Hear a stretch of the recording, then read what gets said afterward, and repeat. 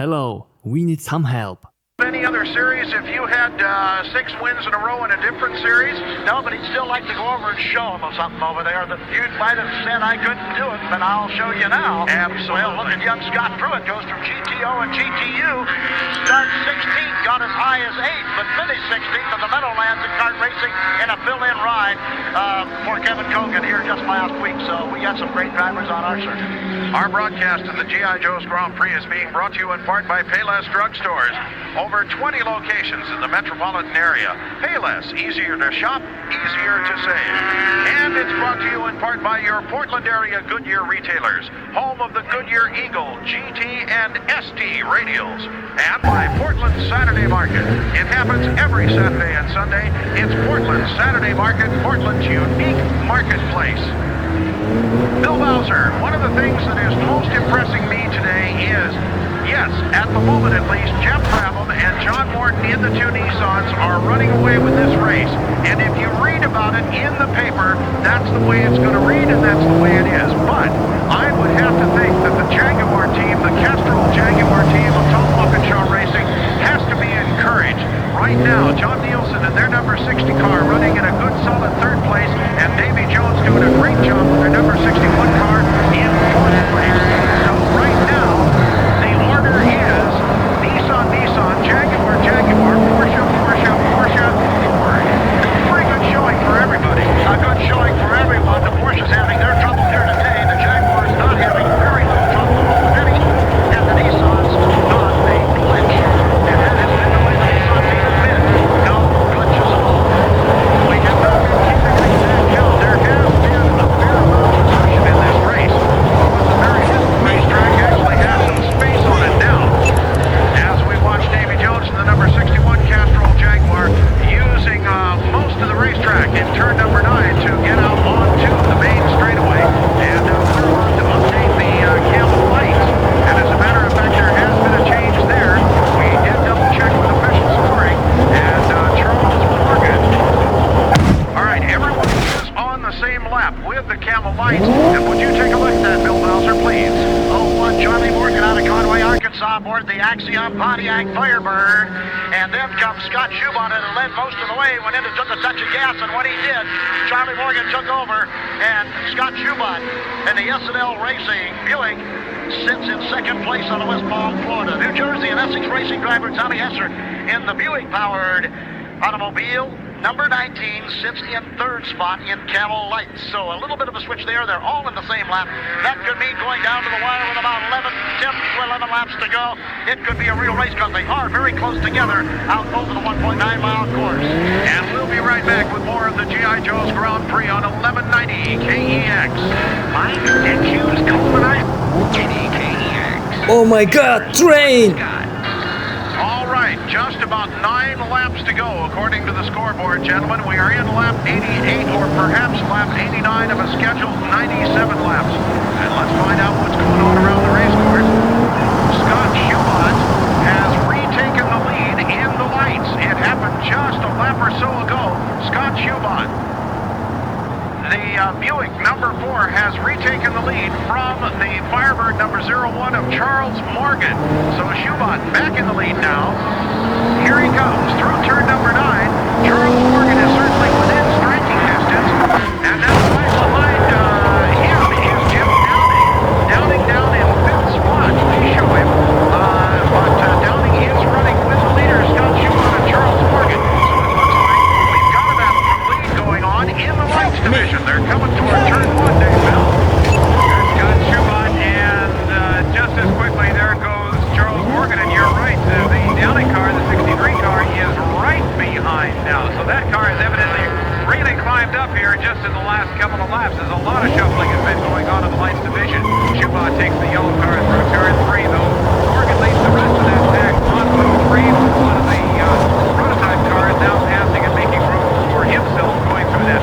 Now, I had Charlie Morgan coming by before Scott Schubon did, but we'll have to let scoring take care of that one. Schubon comes by now, drifts to the outside of the race course, and heads towards 7. There's a whole pack of cars, lights all bunched up together right behind. All right, let's take a look for them. Nope, here comes Scott Schubon. Yes, Charles Morgan is back in the lead. Charles Morgan leads Scott Schubot as they come through turn number 9. There is Don Bell. Now we're also looking for Tom Hessert, who we did show in 3rd place, the number 19 Essex Racing Buick, and we'll see when he comes around. And we'll also be sure, of course, to check with official scoring. But right now, it looks like there is definitely a fight going on for the lead of the lights between Charlie Morgan and the number 01 Pontiac Firebird and Scott Schubot in the number 4 Buick-powered car. I think he's falling back off the pace because that was much, much closer. But Schubot, although the car doesn't appear to be running bad, just doesn't have, that was a much closer race just a moment ago, is one thing. Schubot coming out of turn 4, he may have some tire problems. And I Oh my God, train! The tires coming out the bottom, I didn't report it, I thought he may have just run over it. But we may see Scott Schubot's tires going away on that number 4 car. All right, now also arranging some of our paperwork. This may be a good opportunity. Let's go down to the pit road and get a word with Dave Pinaresi. Well, when Schubot came in for that fuel stop and his little pit stop here, none other than Amos Johnson crew, the Yokohama-sponsored man in the GTU, his crew performed the pit stop. And now running very slowly through turn number 9, Don Bell. I did not see him come off course, but Don Bell came out of 8 and through 9 very slowly in the number 07 Pontiac Firebird. He has been lying 4th in this race, and it's time to do thusly. It is time for, once again, our Armstrong Motorsports crew at 1190 KEX to make our choices for the Norelco Drivers' Cup. Let me warn you guys about that. I don't want to catch you with it flat-footed. Here comes John Morton through turn number 9. Boy, Randall and Morton and the Nissans have looked like a couple of guys out on a Sunday drive. The cars seem to be rather slow as they go through turn number 9, but everybody is working on a year in 9. It's obviously a very slick part of this race course. Let's go to the pits and Mark Goodman. Well, the number 7 Camel Lights car is in the pits. It is tires that he was eating. He's getting new right side tires, that's it, and back out on the track. All right, thank you very much. And if I may, I will go down to Dave Bell in turn number 1. Your choice in this race, please, Dave Bell, for the Norelco Drivers' Cup. Last race I had to go with an underdog, and I went down a class to do it. This time I can't see at this stage of the race going with anyone else than the race leader right now. It's been such a dominant performance by the Nissans in this. I'm really going to have to go with Jeff Brabham. All right, now let's also go out to Fred Armstrong in turn 6. Fred, your choice for the Norelco Drivers' Cup. Working traffic very well all day long, and once again doing it right now as he comes out of turn number 4, getting around some other lights cars, and I'm going to have to give that one to Scott Schubot. All right, Scott Schubot, I will make that note. Now, if we can, let's go to Mark Goodman in the pits and get his choice for the Norelco Drivers' Cup. Well, I will agree with Dave as far as it being a Nissan, but I think I'll go with John Morton. He's had a new car to shake down, a brand new car, even though it's a Nissan. They're the overdogs. Still, that's a task that cannot be underestimated, and he had to work his way back up through traffic. John Morton, my vote for the Norelco Cup. All right, and Dave Pinaresi, your vote, please. Well, I have to second the motion with Mark Goodman. I feel John Morton has done one heck of a job with a brand new car this year, and he did not get a very good start. He did have to build his way back up again. Oh my God, train! The drive really has been flawless this afternoon. And I will not break that pattern. I think that these are all very good choices and all with very good reasons behind them. But I will cast my vote also for John Morton, particularly keeping in mind the tremendous organization of this Nissan team. The very first time here, a two-car effort. John Morton not having to be the bridesmaid, although he soldiers on in second place in the race right now. So my vote too will go to John Morton, particularly when you take into consideration that he had a life-threatening crash not very long ago. His recovery has been absolutely amazing. So we'll see how it comes out at the end of the event as we are coming down toward the conclusion of the G.I. Joe's Grand Prix on 1190 KEX. Grand Prix on 1190 KEX. Here's Scott. And I believe the leaders are working lap 95. There should be 2 laps to go. I will take this brief opportunity to remind you that. Our broadcast today has been brought to you in part by Nelson's Tire Warehouse. Make Nelson's Tire Warehouse on Southeast Stark your first stop before you buy tires. By Payless Drugstores, over 20 locations in the metropolitan area. Payless, easier to shop, easier to save. And by G.I. Joe's. Shop the summer fun sale going on right now at G.I. Joe's. And while you're there, be sure and let the good people at G.I. Joe's know how much you enjoyed today's races. Let's follow the leaders around. Jeff Brabham, the number 83 Nissan, exiting turn number 9. When he crosses the start-finish line, there will be 2 laps to go. Let's follow the electromotive Nissan number 83 around. Here's Dave Bell. It isn't going to take long to follow him around either. He's already in the braking area for turn 1. Swings down into that region right now. He is just a very, very smooth ride ahead of him. There's only 11 and 86. And then beyond that, very, very little traffic. So it's just a matter of settling it down and taking it very very nice going into the corner. Jeff Brabham went on just a little bit of traffic ahead in the form of 1 car. Out of 4 now through 5A and 5B. Just impeccable line. Not a wheel out of place as he has done all day long. The rest of the outside of the race course down towards turn number 7. Jeff Brabham, beautiful and smooth all the way. And now we get to where we may be working on it. We apparently are working lap 97. Okay, the final lap as Jeff Brabham comes through turn number 9. Right square in the middle of the racetrack, and he has been all day long. He's headed toward the tower. Dave Bell. We have the checkered flag. There it goes. The checkered flag is flying for the end of the race. Jeff Brabham crosses the line and takes it. And this one is history. All right, now coming through turn number 9, John Morton, the electromotive Nissan number 84. He will receive the checkered flag. John Nielsen, the number 60 Jaguar, comes through turn number 9, the beautiful Kestrel-colored Big Cat. He should finish up 3rd. Here comes Davy Jones. Nope, not Davy Jones as yet. We have James Weaver going through. We believe he will finish up in 5th place. Here comes Davy Jones. Now, the number 61 Kestrel Jaguar. We show him unofficially in 4th place. And we will be right back as they will take their cool-down laps. The rest of the field finishes up. Charles Morgan, we believe, has won the Lights division in the number 01 Pontiac Firebird. Scott Schubot, the number 4 Buick-powered car, is 2nd. And Tom Hessert in the Essex Racing Buick number 19 should finish up in 3rd. We will Oh be my back God, for train! the Victory Circle celebrations with Bill Bowser in just a moment. You've been listening to the G.I. Joe Grand Prix on 1190 KEX. Here's Norton Scott. And as we prepare to go down into Victory Circle with Bill Bowser, as we overlook the Victory Circle area, I can tell you that the very first driver out of the car was Scott Schubot in the number 4 Buick-powered S&L Racing 2nd place car in the Lights division. And what did Scott Schubot do? Took the gloves off, but still with the helmet on. He walked immediately over to the number 01 Axiom Pontiac Firebird of Charles Morgan and stuck his hand in through the open door to shake Charlie Morgan's hand. That was a great battle in the Lights.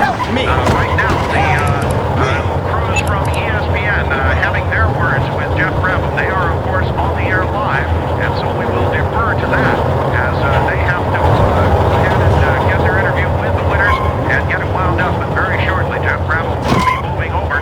And don't forget, those of you here at Portland International Raceway, we have another racing event yet to come. The Barbershop Pro Series 30-minute sprint race coming up. Field open cockpit cars. Don't anybody start for home yet. You can avoid the traffic. Stick around for the Barbershop and let other people fight the traffic out on the racetrack for just a few more minutes.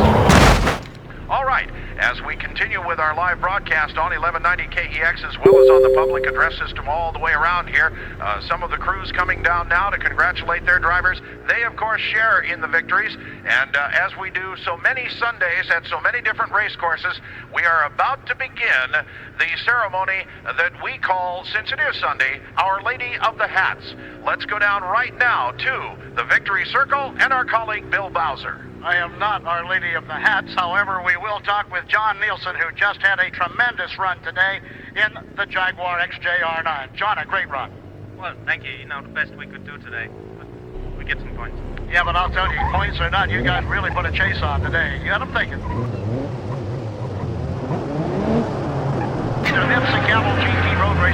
coming up.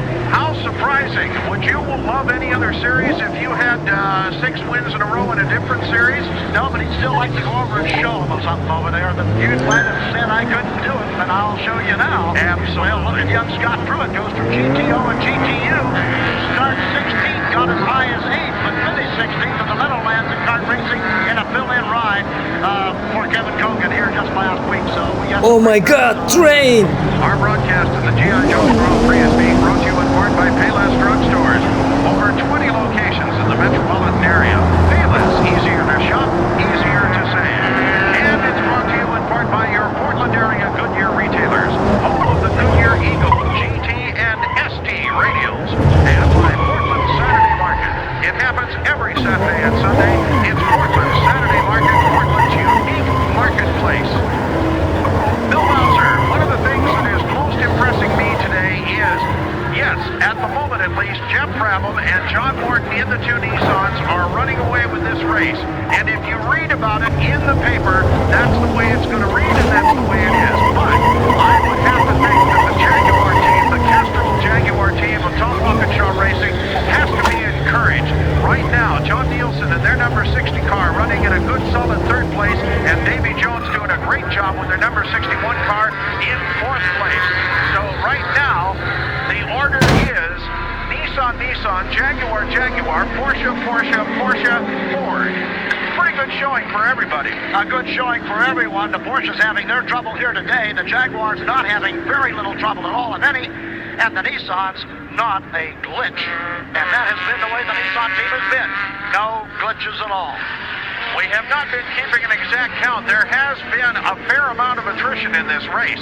What was a very full racetrack actually has some space on it now. As we watch Davy Jones in the number 61 Castrol Jaguar using most of the racetrack in turn number 9 to get out onto the main straightaway. And we're about to update the Camel Lights. And as a matter of fact, there has been a change there. We did double check with official scoring. And Charles Morgan. All right, everyone is on the same lap with the Camel Lights. And would you take a look at that, Bill Bowser, please? Oh, one Charlie Morgan out of Conway, Arkansas, aboard the Axiom Pontiac Firebird. And then comes Scott Schubon and led most of the way, went in and took a touch of gas, and when he did, Charlie Morgan took over, and Scott Schubon in the S&L Racing Buick sits in 2nd place out of West Palm, Florida. New Jersey and Essex Racing driver Tommy Hesser in the Buick-powered automobile. Number 19 sits in 3rd spot in Camel Lights. So a little bit of a switch there. They're all in the same lap. That could be going down to the wire with about 11, 10, 12 laps to go. It could be a real race because they are very close together out over the 1.9-mile course. And we'll be right back with more of the G.I. Joe's Grand Prix on 1190 KEX. Lights and cues coming right. Here's Gordon Scott. All right, just about 9 laps to go according to the scoreboard, gentlemen. We are in lap 88, or perhaps lap 89 of a scheduled 97 laps. And let's find out what's going on around the race course. Scott Schubot has retaken the lead in the lights. It happened just a lap or so ago. Scott Schubot. The Buick number 4 has retaken the lead from the Firebird number 01 of Charles Morgan. So Schubot back in the lead now. Here he comes through turn number 9. Charles Morgan is certainly within striking distance. And now right behind him is Jim Downing. Downing down in 5th spot. We show him. But Downing is running with the leaders, Scott Schubot and Charles Morgan. So it looks like we've got a battle for the lead going on in the lights division. They're coming toward turn 1, Dave Bell. There's Schubot, and just as quickly there goes Charles Morgan. And you're right, the other car, the 63 car. Help me! Help me! Racing climbed up here just in the last couple of laps. There's a lot of shuffling has been going on in the lights division. Schubot takes the yellow car through turn 3. Oh my God, train! The rest of that pack on through 3 with one of the prototype cars now passing and making room for him going through that field. Now I got Charlie Morgan coming by before Scott Schubot did, but we'll have to let Schubot comes by now, drifts to the outside of the race course and heads towards 7. There's a whole pack of cars, lights all bunched up together right behind. All right, let's take a look for them. No, here comes Scott Schubot. Yes, Charles Morgan back in the lead. Charles leads